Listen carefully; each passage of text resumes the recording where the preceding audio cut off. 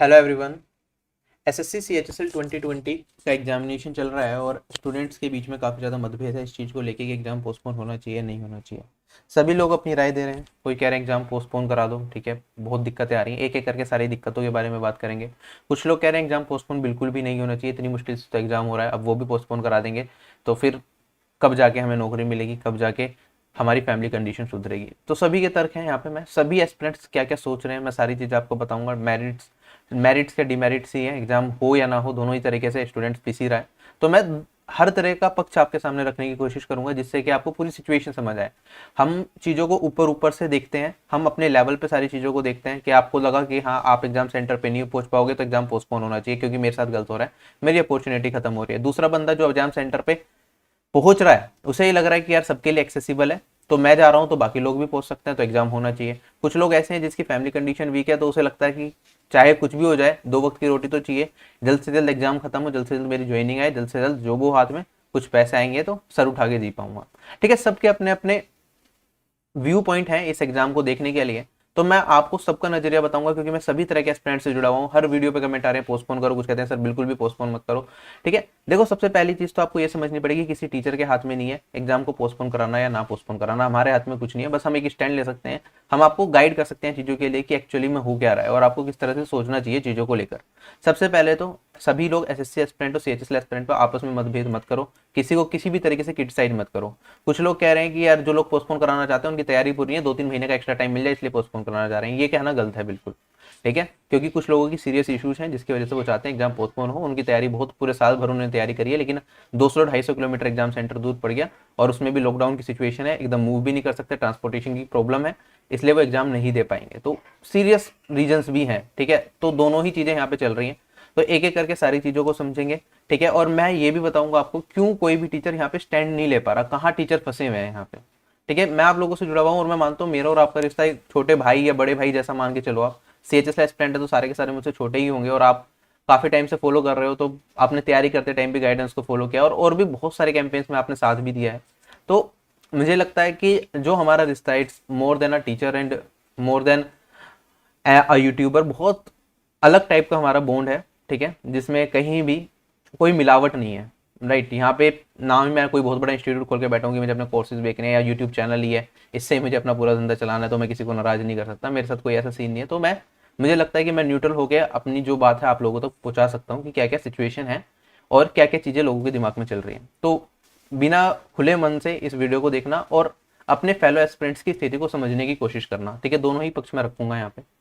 सबसे पहले उन लोगों की बात करेंगे जो चाहते हैं एसएससी सीएचएसएल एग्जाम पोस्टपोन हो जाए। ठीक है, अगर एग्जाम पोस्टपोन हो जाता है तो क्या होगा। सबसे पहले तो 5 दिन ऑलरेडी एग्जाम हो गया, 12 तारीख से आपका एग्जाम हो गया, आज 16 तारीख हो गई है, 5 दिन एग्जाम हो चुका है। बहुत सारे लोग ऐसे हैं जो कोविड-19 की वजह से एग्जाम देने नहीं गए या फिर जा नहीं पाए, टाइम पे एग्जाम सेंटर पे नहीं पहुंच पाए। ठीक है, अब उन लोगों का तो अटेम्प्ट निकल गया। ठीक है, एसएससी अब क्या करेगा, एग्जाम को कैंसिल तो करेगा नहीं, ये तो कहेगा नहीं 5 दिन का एग्जाम भी कैंसिल कर दो, ठीक है सबका दोबारा एग्जाम ले लेंगे। तो उन लोगों के साथ गलत होगा अगर एग्जाम पोस्टपोन होता है क्योंकि उनके चांस यहां से निकल गया। उसके बाद अगर री एग्जाम होता है, ठीक है, मान लो एग्जाम को पोस्टपोन कर दिया तो वो एग्जाम कब कराया जाएगा। जैसे कि हमने लास्ट ईयर देखा था कि मार्च में एग्जाम पोस्टपोन हुआ तो वो जाके अक्टूबर में एग्जाम कराया गया था। ठीक है, इस बार एग्जाम अगर पोस्टपोन होता तो वो कब होगा और उसके साथ साथ एसएससी के कितने एग्जाम्स और पोस्टपोन होंगे। जो एग्जाम्स ऑलरेडी पेंडिंग है, जैसे हमने पिछले साल देखा था एसएससी सीजीएल 2018 की टीयर 3 की कॉपी चेक नहीं हुई थी, 8 महीने के बाद रिजल्ट आया था। एमटीएस की जो कॉपी चेक नहीं हुई थी 1 साल के बाद उन्होंने कॉपी चेक करके दी थी। तो एसएससी को क्या एक और बहाना नहीं मिल जाएगा रिजल्ट डिले करने का। अभी वैसे ही वो रिजल्ट पब्लिश नहीं करे, डेट तक नहीं दे रहे कब रिजल्ट आएगा, तो एक इशू ये भी रहेगा। ठीक है, what about fast selection process, जहां हम बात कर रहे हैं कि एग्जाम का जो सिलेक्शन प्रोसेस है वो फास्ट होना चाहिए, जहां एग्जाम में डिले होगा तो आप तो कहोगे सर आप तो दोगले हो। ठीक है, पहले कह रहे थे एग्जाम फास्ट होना चाहिए, अब एग्जाम हो रहा है तो आप चाहते हो डिले। तो हर टाइम पे आपको क्या चाहिए, व्यू चाहिए। ठीक है, एग्जाम डिले होगा तो आपके कोर्सेज ज्यादा बिकेंगे, तो आप क्या करोगे, यहाँ पे एग्जाम को डिले करा रहे हैं सारे टीचर्स मिलकर। ठीक है, ये व्यू पॉइंट सारे के सारे कुछ कमेंट्स में मैंने देखे भी हैं, ये मतलब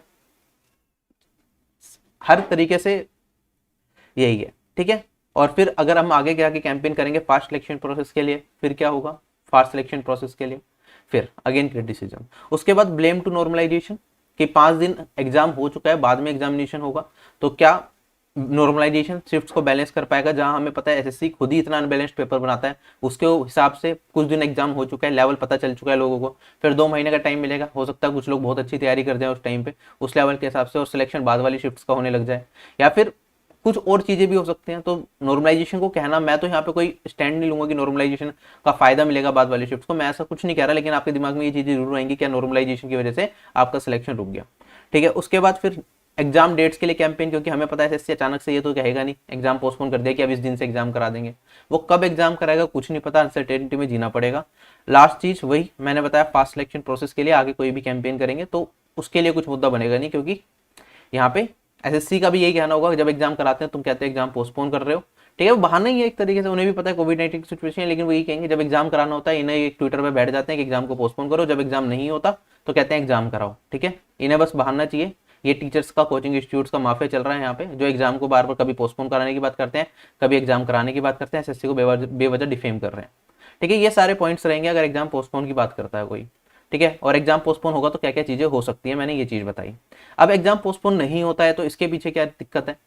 कोविड-19 के दिन में 2 लाख से ज्यादा केसेस आ रहे हैं। ठीक है, और ये ऐसा कभी नहीं हुआ, पहले भी जब पीक पे चल रहा था ना कोरोना इंडिया के अंदर, तब भी 1 लाख केसेस आ रहे थे, अब 2 लाख से ज्यादा है। ये अभी की सिचुएशन है, धीरे धीरे सिचुएशन वर्स होने वाली है। ठीक है, वेस्ट बंगाल की बात करूं, वहां पे इलेक्शन चल रहे हैं। ठीक है, आपको भी पता है किस तरह से इलेक्शन में रैलीज जा रही है, कोई प्रिकॉशंस के बिना। ठीक, यहाँ पे काफी जगहों पे कर्फ्यू लगा दिया गया है, दिल्ली में सैटरडे संडे का कर्फ्यू। वो तो अच्छा है कि आपका इस बार सैटरडे संडे में एग्जाम नहीं है सीएचएसएल का, वरना तो पोस्टपोन होना ही था, क्योंकि 2 दिन यहाँ पे कर्फ्यू लगा दिया तो एग्जाम तो हो ही नहीं सकता ऐसे में। ठीक है, यूपी में भी संडे का कर्फ्यू लगाया गया है। अब बात उन लोगों की आती है जिनका मंडे को एग्जामिनेशन है। ठीक है, 7 बजे तक का सुबह अगर कर्फ्यू है यूपी के अंदर, जैसे कि मुझे बाकी लोगों ने बताया, तो जिनका 7:30 बजे मॉर्निंग शिफ्ट में अपीयर होना है, पहुंचना है सेंटर पे, वो लोग कैसे करेंगे, और जिन्हें दूर से आना है वो कैसे मैनेज करेंगे, कैसे संडे को यूपी के अंदर एंटर करेंगे वो, और कैसे एग्जाम दे पाएंगे। तो एक बहुत बड़ी दिक्कत है। ठीक है, जिनकी फाइनेंशियल कंडीशन अच्छी नहीं है, जो प्राइवेट व्हीकल्स अफोर्ड नहीं कर सकते, बाकी चीजें अफोर्ड नहीं कर सकते, वो शायद यहाँ पे एग्जाम नहीं दे पाएंगे, और हर पर्सन का एग्जाम सेम सेंटर पे घर के आसपास नहीं है। ठीक है, कुछ लोगों को प्रिंट आउट निकालने में दिक्कत आ रही है, जहाँ पे पहले से लॉकडाउन लग गया है, जो कंटेनमेंट जोन में एरियाज पड़ रहे हैं वहाँ पे लोगों को बड़ी तकलीफ हो रही है एग्जाम देने में। ठीक है, और चांसेस भी है कि वायरस यहाँ पे इस तरीके से बहुत ज्यादा स्प्रेड हो सकता है अगर वो लोग एग्जाम देने जाते हैं। ठीक है, तो ये सारी दिक्कतें एस्पिरेंट्स को फेस करनी पड़ रही है जो एग्जाम दे रहे हैं। ठीक है, कुछ एस्पिरेंट्स ऐसे होंगे जिनकी फैमिली में ओल्ड मेंबर्स होंगे। ठीक है, वो अपनी चिंता तो शायद ना करें कि चलो जॉब मिलेगी, लेकिन अपने घर वालों की चिंता जरूर करेंगे कि हाँ मेरे घर में ओल्ड मेंबर्स हैं और उन्हें कोरोना हो गया तो कौन जिम्मेदार होगा। आज के टाइम पे हॉस्पिटल की कंडीशन भी धीरे धीरे बिगड़ती जा रही है, हॉस्पिटल में बेड्स नहीं मिलेंगे जल्दी से। ठीक, तो बहुत दिक्कत है। इवन मेरी फैमिली में जब मुझे कोविड-19 हुआ था, मैंने एक वीडियो भी आप लोगों के साथ शेयर करी थी। ठीक है, आप देखोगे उसमें मेरे साथ साथ मेरे घर में मेरे मम्मी पापा को भी कोविड हुआ था, और उसकी वजह से मतलब मैं अगर बताऊं साइड इफेक्ट्स भी इसके 5 से 6 महीने तक रहे थे। ठीक है, तो जिनको नहीं होता, जिनको हुआ और सही हो गए, वो जिन्हें पता तक नहीं चला वो अच्छे हैं, जिनके एक बार इफेक्ट आने लग गए, कुछ प्रॉब्लम हो गई कोविड की वजह से, तो काफी लंबे टाइम तक ये असर करता है। राइट, तो इतना आसान नहीं है कि हो गया तो सही हो जाओगे 15 दिन में, कोई गारंटी नहीं है। ठीक है, रात को जब नींद आएगी, हो सकता है नींद आते आते आपको ये लगे कि आप सांस तो ले रहे हो लेकिन सांस अंदर जा नहीं रही। ठीक है, ये मेरा खुद का एक्सपीरियंस है, उस टाइम पे मैं ही बता सकता हूँ क्या हुआ था। तो ये देखो, ये कोई आम बीमारी भी नहीं है, ये हम सबको पता है कितनी ज्यादा फैलने वाली बीमारी है, और पूरे के पूरे घर की खुशियां 1 मिनट में खत्म हो सकती हैं अगर किसी को कोविड होता है, लापरवाही की वजह से। किसकी, अभी हम बात करेंगे। ठीक है, तो यहाँ पे सवाल उठता है life versus exam, exam important है या लाइफ इंपॉर्टेंट है। कुछ लोगों के लिए जॉब भी इंपॉर्टेंट है, जो भी as equivalent to life. Right, but सवाल फिर भी ये है life versus exam. Rising cases of कोविड-19, कितनी तरह से केसेस बढ़ रहे हैं। लास्ट ईयर जब सीएचएसएल पोस्टपोन हुआ था उस टाइम पे क्या था, कोविड-19 के केसेस नहीं थे, जब तो शुरुआत हुई थी, पूरी वेव इंडिया में फैलने से रोकना था। इस टाइम पे तो ऑलरेडी फैल चुका है। ठीक है, बहुत तेजी से फैल रहा है। अब ये देखना है कि अगर आप एग्जाम देने जा रहे हो तो चांसेस हैं कि कहीं ना कहीं आप कोविड-19 पॉजिटिव पाए जा सकते हो आने वाले टाइम के अंदर। ठीक है, खास अगर मैं देखूं अपनी रिश्तेदारी के अंदर ही, तो मेरे रिलेटिव्स में ही बहुत सारे लोग प्रेजेंटली कोविड-19 पॉजिटिव हैं, जो पिछले साल नहीं हो पाए थे। ठीक है, जो पिछले साल बच गए थे वो इस बार हो रहे हैं। ठीक, और डेली की 1000 डेथ भी हो रहे हैं कोविड की वजह से। यूपी में कर्फ्यू जैसे कि मैंने बताया है, कुछ लोग ये भी कह रहे हैं कि वो फोटोग्राफ नहीं निकल पाए, प्रिंट आउट नहीं निकल पाए। खैर ये तो मैं कोई बहुत बड़ा वैलिड रीजन नहीं मानता कि हर जगह तो ऐसा नहीं होगा, और थोड़ी सी आपको तैयारी पहले भी रखनी चाहिए। बाकी एसएससी को भी ये होना चाहिए कि कम से कम जब कोविड-19 की सिचुएशन चल रही है तो 4 दिन पहले एडमिट कार्ड ना देके 10 दिन पहले दे दें। ठीक है, वैसे तो चीटिंग के लिए ये कहा जाता है कि चीटिंग ना हो, बच्चे सेटिंग वेटिंग ना कर पाए, इससे 4 दिन पहले देते हैं, लेकिन यार इस तरह की सिचुएशन में तो कम से कम 8-10 दिन पहले एडमिट कार्ड दे देना चाहिए, जिससे कि प्रिंट आउट निकाल पाए, सारी चीज़ें तैयार कर पाएँ। ठीक है, तो मैं मानता हूँ यहाँ पे इक्वल अपॉर्चुनिटी नहीं मिलेगी अगर एग्जाम पोस्टपोन नहीं होता, क्योंकि कुछ लोग एग्जाम देने नहीं जा पाएंगे। तो यहाँ पे सारी की सारी सिचुएशन है, देखो दोनों पहलू अगर हम देखें हैं तो कहना तय कर पाना बड़ा मुश्किल है कि किसके साथ जाना चाहिए। ठीक है, दोनों ही सिचुएशन में एस्पिरेंट्स का ही नुकसान है। और यहाँ पे बात यह है कि जो भी स्टैंड लेगा, जो भी यहाँ पे स्टैंड लेगा, ठीक है, एस्पिरेंट्स उसके खिलाफ जाएंगे, ये हमेशा होता हुआ आया है। अगर मैं सीजीएल के लिए कैंपेन करता हूँ तो सीएचएसएल एस्पिरेंट्स मुझे बोलते हैं कि सीएचएसएल के लिए तो तुमने आंख बंद कर रखी है। अगर मैं सीएचएसएल के लिए कैंपेन करता हूँ तो सीपीओ वाले एस्पिरेंट्स बोलते हैं। अगर मैं सभी एग्जाम्स कंबाइन करके कैंपेन करता हूँ तब भी सभी लोग बोलते हैं कि सीजीएल को स्पेसिफिकली बोलो, सीएचएसएल को स्पेसिफिकली बोलो। अभी जो कैंपेन किया था मार्क्स के लिए, उसमें कुछ लोग कह रहे हैं कि हम सीजीएल 19 पे कोर्ट केस कर रहे हैं, नॉर्मलाइजेशन सही से नहीं हुआ, आप मार्क्स के लिए कैंपेन वैम्पेन मत करो बिल्कुल भी। ठीक है, कोर्ट केस आगे पीछे हो जाएगा। मतलब हर तरीके से देखो ब्लेम गेम यहाँ पे बड़ा तगड़ा चलता है, और जो स्टैंड लेता है उसे ही ब्लेम किया जाता है। और यहाँ पे जब 50% लोग एक चीज को लेकर खुश हैं, एक चीज के खिलाफ हैं, तो वहां पे 50% लोग आपको ब्लेम करेंगे। और जब तुम सेल्फलेसली कोई काम करते हो, अपना 100% देते हो, जिसमें आपको कुछ भी प्रॉफिट नहीं है, और उसमें जब आपको गालियां पड़ती हैं तो बहुत बुरा लगता है। और सभी टीचर्स के साथ यही है। ठीक है, सभी टीचर्स आपके लिए बहुत मेहनत करते हैं, इतने कैंपेन्स कराए आपके लिए। इवन मुझे कई बार टोकते हैं कि सीजीएल 2018 को तुमने सपोर्ट किया क्योंकि तुम्हारा खुद का एग्जाम था। अच्छा, अगर मेरा एग्जाम था, जब एनटीपीसी की बात आई एग्जाम डेट्स के लिए स्पीकअप कैंपेन किया गया, कम से कम 5 या 6 चैनल पे मेरा इंटरव्यू आया होगा, न्यूज चैनल पे, घर से जा जाके न्यूज चैनल पे बच्चों को इकट्ठा कर करके वहां पे इंटरव्यू देने गया, धूप में खड़े होकर इंटरव्यू दिए। ठीक है, वहां पे मेरा एग्जाम था, एनटीपीसी का एग्जाम मुझे देना था। ठीक है, उसके बाद अभी मोदी रोजगार तो कैंपेन हुआ, उसमें भी कहा कि चलो सर तुम अपने लिए कैंपेन्स करते हो। ठीक है, मुझे रोजगार की जरूरत है, मेरे पास पहले से जॉब है। ठीक है, मुझे कोई रोजगार की जरूरत नहीं है, मेरे पास रोजगार है, सरकारी नौकरी है वो भी। ठीक है, तो ब्लेम गेम बहुत आसान है कि किसी को भी ब्लेम करना। अभी आज भी कोई टीचर स्टैंड लेगा, ठीक है, आज देखो प्रॉब्लम होता है कोविड-19 की वजह से, ठीक है, और एग्जाम पोस्टपोन भी होता है। और इसमें मैं मानता हूं कि अगर पोस्टपोन हुआ या नहीं भी हुआ, इसमें हो सकता है टीचर का रोल कुछ भी ना रहा हो, ये गवर्नमेंट अपने आप से ही डिसाइड करेगी जो उसे करना है। लेकिन ब्लेम किसके ऊपर आएगा? जो बोलेगा इसके बारे में। ठीक है, और मैं यहाँ पे आपके सामने बैठा हूँ ये सारे पॉइंट्स आपको बताने के लिए, क्योंकि मैं मानता हूँ आप सभी लोग मेरे छोटे भाई की तरह हो, आप चीजों को समझोगे। ठीक है, एक ओपन माइंड के साथ सारी चीजों को समझने की कोशिश करोगे। राइट, अब यहाँ पे कल्प्रिट कौन है, किसकी वजह से सारे एस्पिरेंट्स फेस कर रहे हैं सारी चीजें? देखो यहाँ पे क्या हो रहा है, इलेक्शंस आप देख रहे हो किस तरह से रैली चल रही है। क्या इलेक्शंस लोगों की जिंदगियों से ज्यादा इंपॉर्टेंट है? वहां तो कहते हैं आप 2 गज की दूरी है जरूरी। राइट, इलेक्शंस में कहाँ है 2 गज की दूरी, कहाँ है रूल्स? वहां तो कोविड जैसे खत्म ही हो गया। कौन है रिस्पॉन्सिबल इन चीजों के लिए? ठीक है, एग्जाम सेंटर पे कोई भी प्रिकॉशन ढंग से नहीं ले जा रहे।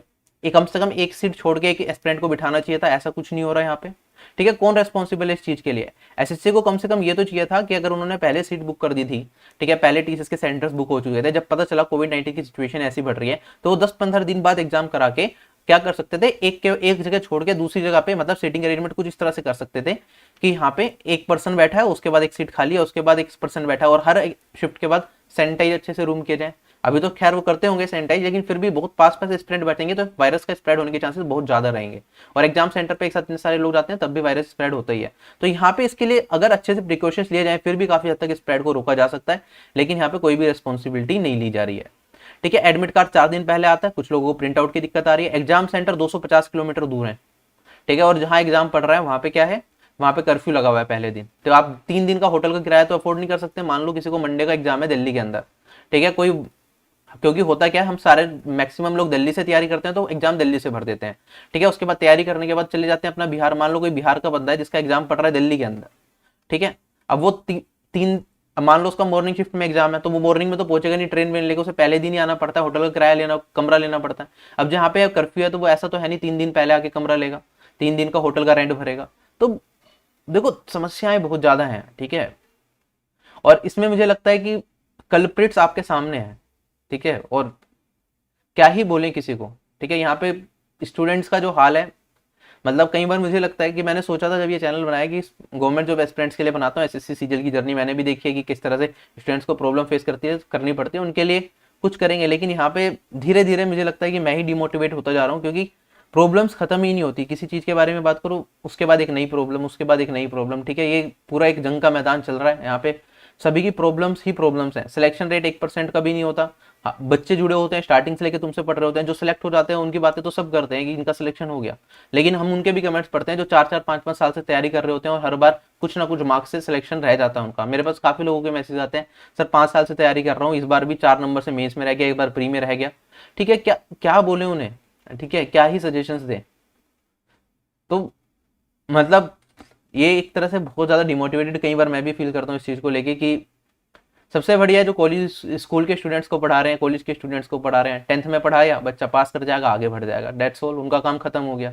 यहाँ पे तो क्या है कि जॉब के लिए तैयारी कर रहे हैं, जॉब नहीं लगी तो वो ज़िंदगी बिल्कुल अलग होगी। अगर आपने सिलेक्शन ले लिया तो आपकी लाइफ कुछ अलग ही होगी, और सिलेक्शन नहीं लिया तो इट्स लाइक समथिंग जो तुम कभी लाइफ जीना नहीं चाहोगे, अगर आपकी फैमिली कंडीशन पहले से बहुत अच्छी नहीं है। तो यही है। आई होप आपको सारे पॉइंट्स क्लियर हो गए होंगे और चीज़ों को आप ध्यान से समझ पाए होंगे कि क्यों किसी के लिए यहाँ पे स्टैंड लेना मुश्किल है। बाकी जो मुझे लगता है, जो मेरी पर्सनल राय है कि कंडीशन खराब है एक्चुअली में, ठीक है। बाकी आप सभी लोग हो, जिसे जो भी अपना लगता है अपना सुझाव जरूर दें।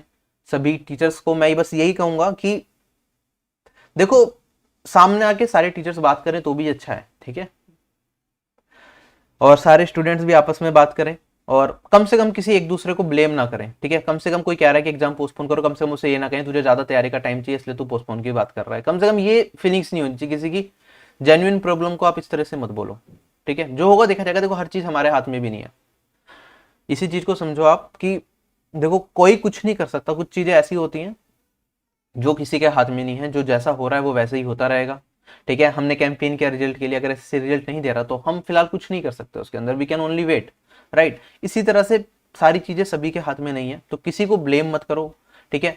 जो चीजें हो रही है वो जैसी हो रही है वो वैसी होके रहेंगी, ठीक है। आप अपने आप डिसीजन लो कि आपके लिए क्या ज्यादा जरूरी है, ठीक है, और उस हिसाब से आप एक्ट करो, अपने फ्यूचर की प्लानिंग करो कि आपको आगे क्या सही लगता है। इस वीडियो में सिर्फ इतना ही, आपसे यहीं अलविदा लेता हूँ। उम्मीद करता हूँ आप चीज़ों को समझ पाए होंगे, क्या क्या दिक्कतें सभी एस्पिरेंट को यहाँ पे फेस करनी पड़ रही हैं, तो आप एक दूसरे का साथ दोगे, कम से कम आपस में नहीं लड़ोगे इस चीज़ को लेके कि ये हो गया वो हो गया, ठीक है। So bye bye, take care and जय हिंद।